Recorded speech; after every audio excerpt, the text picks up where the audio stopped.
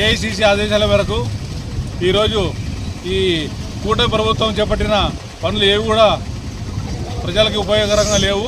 అందులో భాగంగా ఎమ్మెనూరు, గూడూరు, తర్వాత కోసిగి ప్రధాన రహదారులు దెబ్బతిని చాలామంది చాలా ఇబ్బంది పడుతూ ఉన్నారు.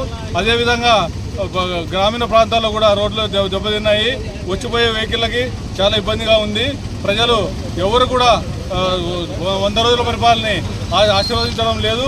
అందుకని వెంటనే ఈ నియోజకవర్గంలోని అన్ని రహదారులని వెంటనే కొత్త రోడ్లు వేయాలని మేము కాంగ్రెస్ తరఫున డిమాండ్ చేస్తూ ఉన్నాము. అదేవిధంగా రాహుల్ గాంధీ గారి నాయకత్వంలో మేము ఈ విధంగా చేసేందుకు సిద్ధంగా ఉన్నాము. భవిష్యత్తులో ఈ రోడ్లు రహదారులు చేయకపోతే మేము ఖచ్చితంగా ఖండిస్తూ ఉన్నాము. అదేవిధంగా భవిష్యత్తులో కూడా